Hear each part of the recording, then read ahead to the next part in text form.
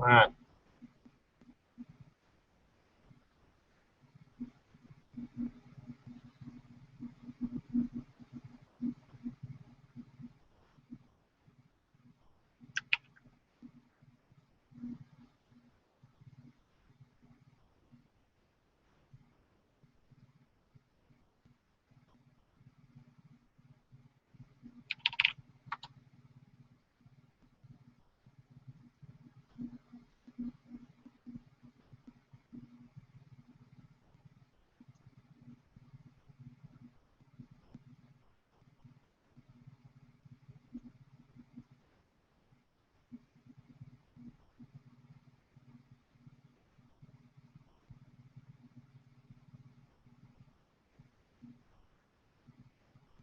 Whoa, cool. Holy shit. All right.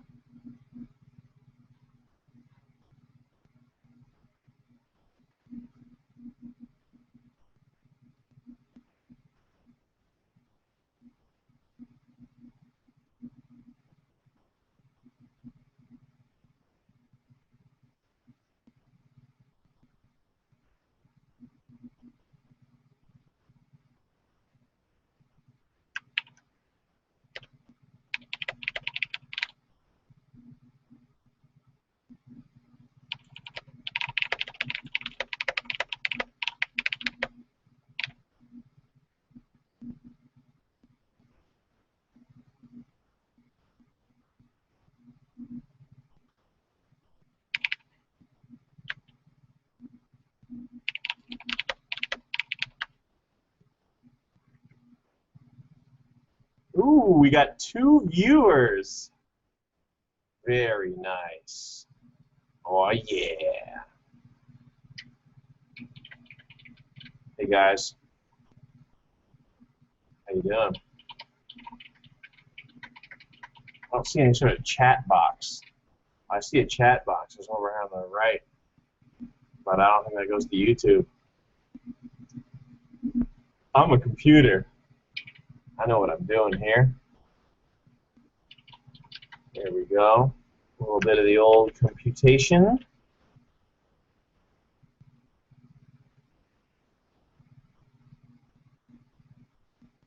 Fuck.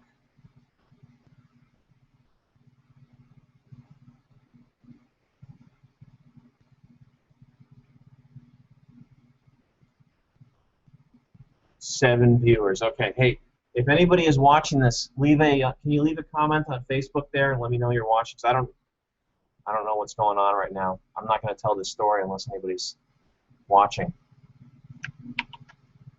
But I do have one hell of a story that's going to rock your world. It's going to rock you. The story's going to rock you.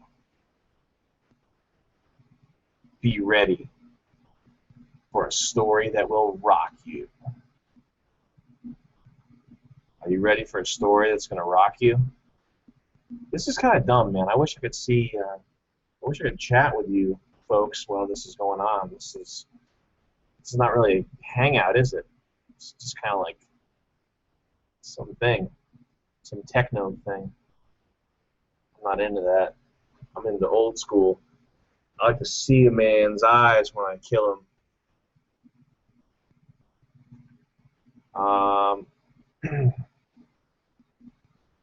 Man, this really is the future, though. I got Facebook open in one window, and I got Google open in another window. This is just like the future. Okay, we're almost ready to start. I'll start the story in a second here. We got 24 viewers. That's enough for me. That's enough for little old me. Okay? I don't need a whole, I don't need to captivate a nation. I'm cool with just telling you guys a cool story. And what a story it is. What a tale. This is the boring story. It's probably going to make you mad. You should leave now. You shouldn't watch this. All right. We'll go soon. Can someone, fuck, man. I got candles going. Can you see the reflection in my glasses? Got the candles going. This is cool, man. Okay, we'll start now. All right, so this is a, close that window.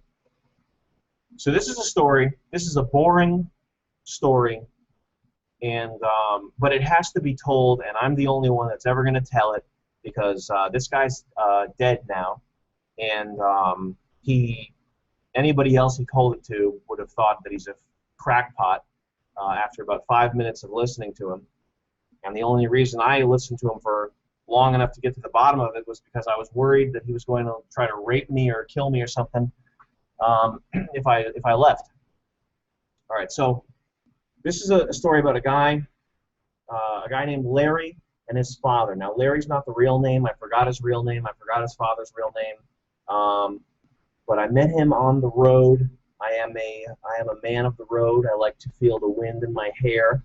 I like to go on adventures. This is my OkCupid profile. And I met this guy, and it was in a gas station bathroom. No, I'm kidding about that. But his name was Larry, and he was just this crazy bum. Hold on a second. Let me take a sip of this hot coffee right here. That is good, fresh, hot coffee in a nice, clean glass container. You can see right there the clean glass. And it's hot coffee because this is whatever, it's water, but it's whatever I imagine it to be. And right now I'm imagining it to be hot coffee. I could also imagine it to be, you know, cold, sweet soda. I'm going to imagine that for a second. Hold on. Oh, that's some good root beer. I invite you to try that yourself. It's a little trick I learned in the Army. Now, anyway, I met Larry, and he was crazy. He was out there. If you met Larry, you would have thought to yourself, this guy's probably been struck in the head by lightning more than a few times. He gave me the impression of somebody who had been hit by a bus and dragged for a while. It didn't seem like he had like drug or alcohol related problems, but he definitely had some sort of traumatic brain damage type stuff going on. And it was cool because he was talking about 3 inches from my face, and I could smell his stinking bum breath. And there was really no quarter. I was kind of cornered, and I had to listen to this guy. And as long and drawn out and boring as my story is, his was 10 to 20 times longer. For the first half an hour, not exaggerating, the first 30 minutes, all I got out of Larry was, my dad is the top student. My dad was the top student. Yeah, my dad was number 1, 2, 3, the top student, the best student in the whole country, the whole world, as a matter of fact, the best student. My dad was he was number 1 for 20 minutes at least. If we're going to be perfectly straight up, not exaggerating, at least 20 minutes of that. The whole time I'm like prodding him, like, what do you mean he's the top student? What are you talking about? What do you mean? He gets a little bit more detailed. My dad, he won all the prizes. He won the 1, 2, 3 prize. He won the best boy prize. He won the top of the world prize. Can you guys hear this? That would be pretty fucked up if I did a half-hour-long story and I didn't. There was no audio. Test. Checks out okay. Here we go. So his dad was the top student. He won all the prizes. He won the key prize. He won the prize du jour. He won the Grand Prix. He won the Grand Prix prize. So after a while, I start putting the pieces together, and it's I guess what the deal was that his dad, who was a first-generation Greek immigrant. Now, this is back in the 30s and 40s. Back then, Greek people were worse than blacks. When JFK was elected president, it was a big deal because JFK was the first Irish Catholic president. He was the first president that wasn't a blue blood Anglo-Saxon Kennebunk or Kennebunkport or whatever Maine guy like the Bushes and all the other folks. So, hey laddie, we finally got a president of our own, eh? The Irish mix were very pleased that they had their lace curtain, drinking, womanizing president. He's a good guy. Anyway, so Irish Catholic, that was very controversial, becoming president. Greeks were the untouchables, the Indian caste system. Greeks, it was legal to spit in a Greek man's face. It was legal to kick Greeks in the testicles if you saw them, if they bothered you. So his dad had a really hard time, especially because, as I found out, his dad was an architect. And his dad was rolling in these Ivy League circles. He was involved in academia, and the prizes were all architectural prizes. Now, you folks out there, if you don't have an appreciation for architecture, please look into it. Go on Tumblr and search for tags for, look up brutalism, look up Art Deco, look at some cantilevered houses, some modern homes, but architecture, out of all the things that people do, there are practical things that people do, there are time-wasting things that people do, and then there are most of the arts are time-wasting things, but a small section of the arts are things that uplift humanity out of the sewage, and architecture is right there at the top leading the way. Architecture is one of the most fantastic and impressive things that human beings can do. So his dad was a very promising architecture student, allegedly. According to Larry, his dad was the top student of architecture in the world.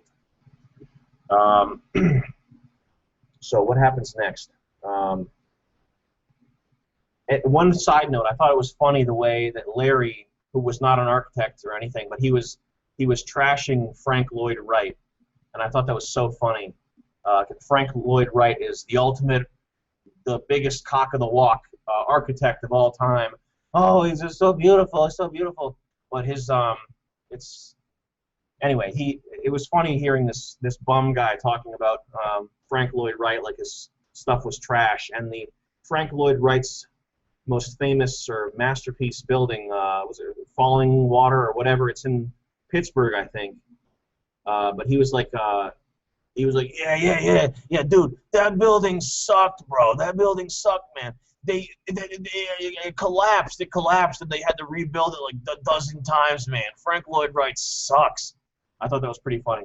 Anyway, so his dad is winning prizes left and right. Harvard, Yale, Oxford, Sorbonne, and even when the odds are stacked against him, even when the architecture professors allegedly are rigging the contest so that the poor first-generation Greek immigrant guy doesn't win because they give the architecture students problems to solve, and the problems they gave the Greek guy were harder or impossible. They gave him impossible problems. He solved them. They gave him the hardest problems that were not possible. They were trying to steamroll him out of there.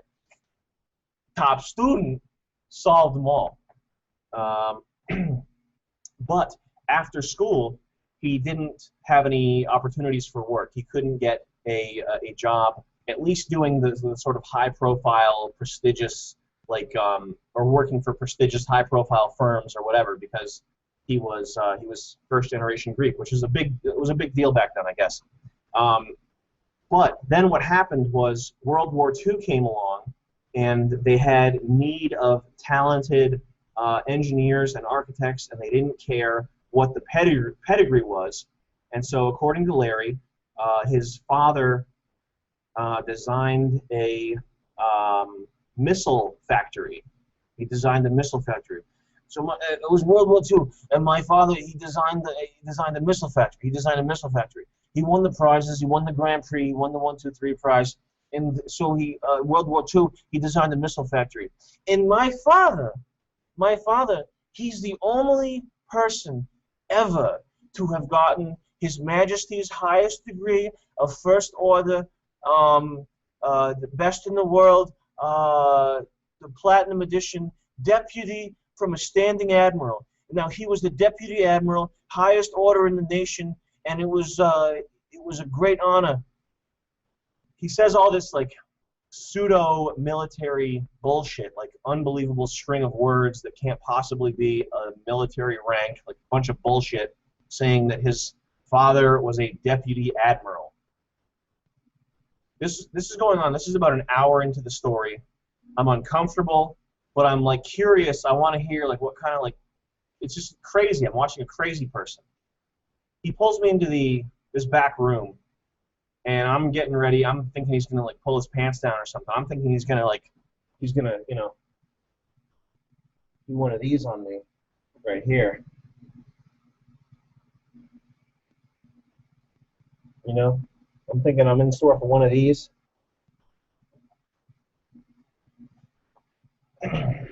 Pulls me in the back room, and he produces from under a table or behind a couch or something this pile of like shitty, unorganized papers. It's a fucking mess. There are like 3 cats. It's just a mess. He produces this giant piece of parchment paper with beautiful calligraphy on it, and it says exactly the string of incoherent shit that he said. Not His Majesty, but His Majesty's highest order of the land hereby deputizes so-and-so Souvlakis, whatever his dad's name was that I forgot, as journeyman ambassador admiral. This signed this day, something 1945, Admiral Johnson, or whoever. And I looked these names up later. This is from years ago, but after he told me the story, the names were still fresh in my head. And so I looked them up, and it was the admiral of the United States Navy, the top guy during World War II, had actually made the Greek guy a admiral, deputy admiral, whatever the fuck. So I guess the admiral of the United States Navy was friends with the CEO or of Alcoa or the U.S. Steel or something like that. Some sort of steel concern that brought him to Pittsburgh. Well, he was already in Pittsburgh. He went to Carnegie Tech. But the next thing that happened was that all of a sudden, Larry's dad was rolling with like high. Oh shit! I forgot. So he's the admiral, and then he goes on his computer. He has this like Hot Wheels EPC like piece of shit computer.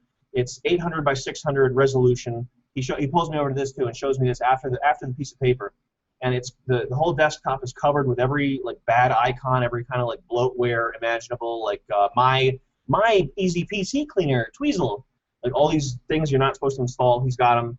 He goes into my documents. He goes into my pictures. There's this string of like terribly organized files. Like makes no sense. Numbers as names. He knows exactly where to go, which shows me that he thinks about this every single fucking day. And I guarantee you, he tried to tell this story to everybody else that he ever talked to.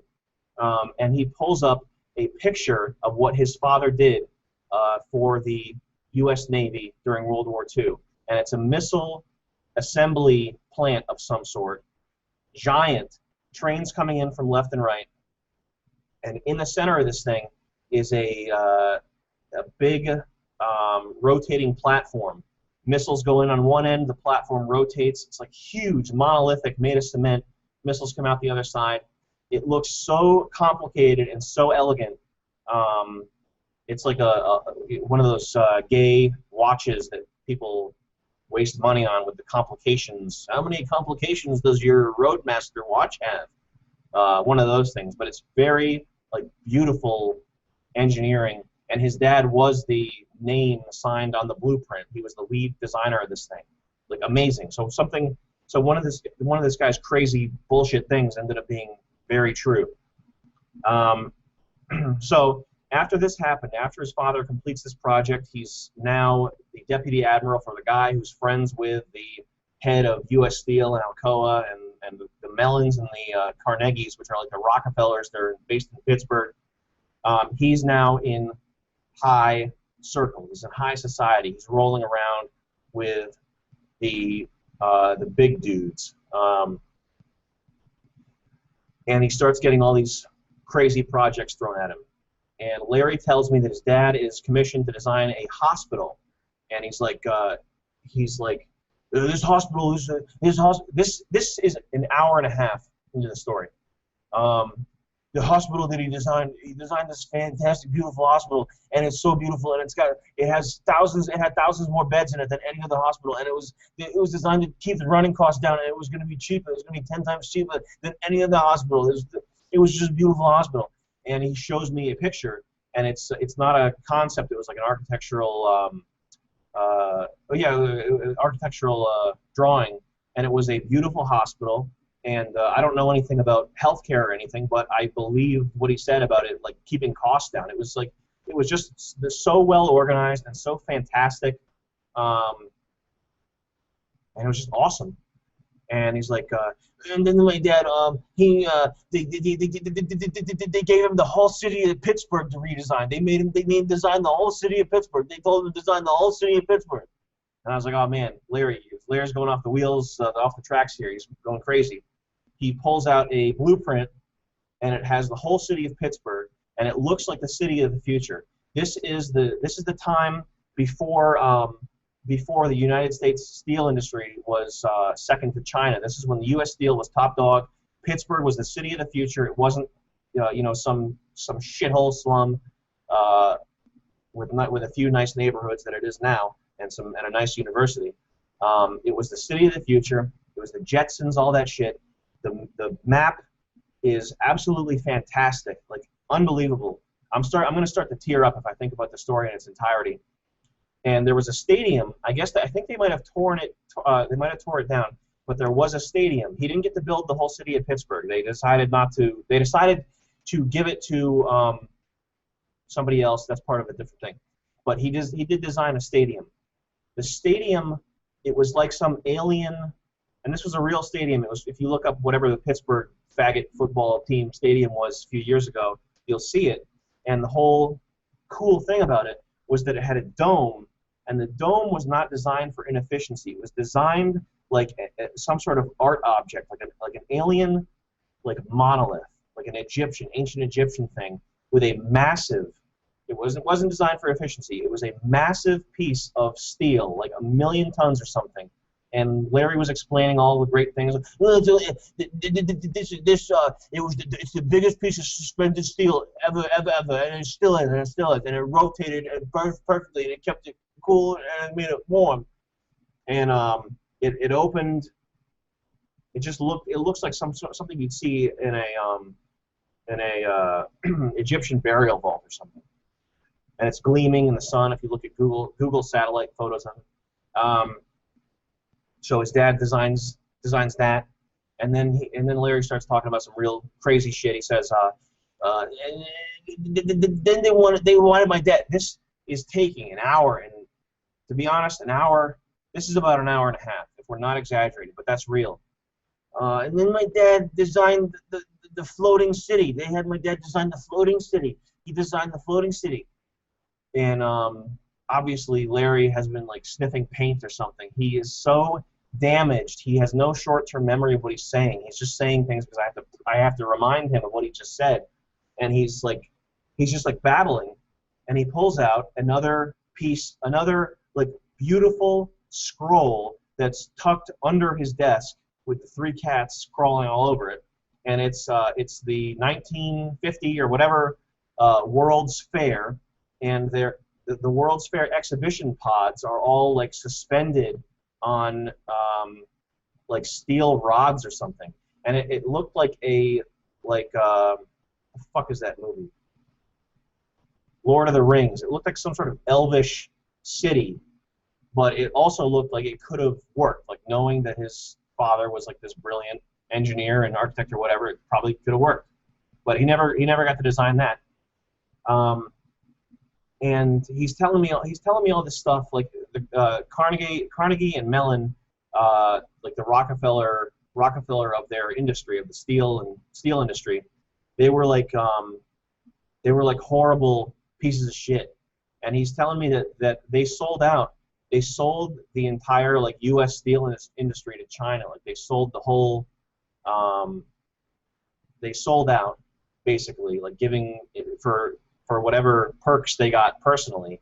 And part of the deal was that I.M. Pei, the famous architect who designed the pyramid at the Louvre, who was also the son of the CEO of the Bank of China or something. I'm getting all the specifics wrong because this was years ago. I didn't write any of this down, and I didn't know what to do with it. But anyway, IMPay, part of the deal, the U.S. steel industry being sold out to China, part of that whole bargain. And obviously, I don't know if this is real. This is just what Larry said. But everything else that he said was a real thing that was on a piece of paper. So I have no reason to believe that he's like completely making things up. But part of the deal was that the CEO of the Bank of China was like, "Oh yes, I want my son to be famous architect, so he is going to design. He's going to design all the things now." And if you look up IMPay, it might have been IMPay that got to design the city of Pittsburgh. I'm starting to sound like a crazy old bum now because I'm telling the story of a crazy old bum. But like I said at the beginning, this is a boring story or a whatever story, haphazardly done, and nobody else probably has ever heard a word of it. When this was all said and done, the names were still fresh in my memory. I looked everything up online, and it's all like real stuff, except his father's name is nowhere to be found. There is one single website. It's not Wikipedia. It's not a big website at all. It's like a little like tiny like personal house architecture firm in Pittsburgh where his father's name is mentioned as a side note. That's it. And on all these documents that he's showing me, his father's name is featured prominently as the lead designer, the chief designer, or whatever. So we get to the crux of the story, and he is like borderline about to cry. He just looks very uncomfortable. He starts talking about how his father is having a hard time fitting in with the blue blood the American aristocrat, like Mad Men crowd. He's a short little Greek guy. They all look at him like he's a piece of shit. But he goes to a party. He goes to one of their parties, and they start passing around a bowl. And the men are putting their car keys into that bowl, and he finds out that it's a key party, and what they do is they pick out the key, and then whatever guy's car that is, they take that car, they take the guy's wife, and they go fuck the guy's wife. It was a wife-swapping party. The elites of 1950s Pittsburgh were doing wife-swapping parties. And his dad did not want to participate, and because of that, according to Larry, because he didn't want the other guys to fuck his wife, they totally steamrolled him. After that, he never had another architecture gig. They just like fucked him, and so that was when I realized that the reason Larry is probably crazy, and he didn't strike me as like drug crazy. He didn't have the look of somebody who's like pounding Klonopin or drinking themselves to death or anything. He just looked like a broken man, and the reason he was probably crazy is because every day he thought about how his promising, brilliant father was destroyed because he didn't want a bunch of guys banging his wife. I think if there's anything else in that story.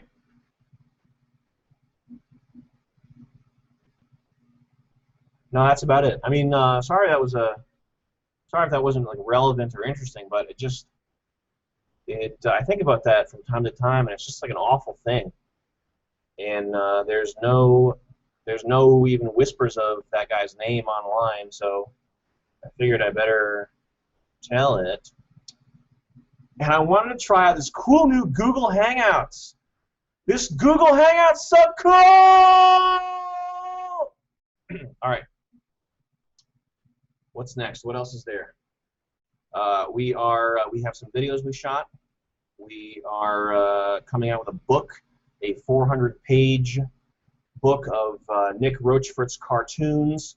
Charles Carroll's crazy. Charles's cartoons are fucked, man.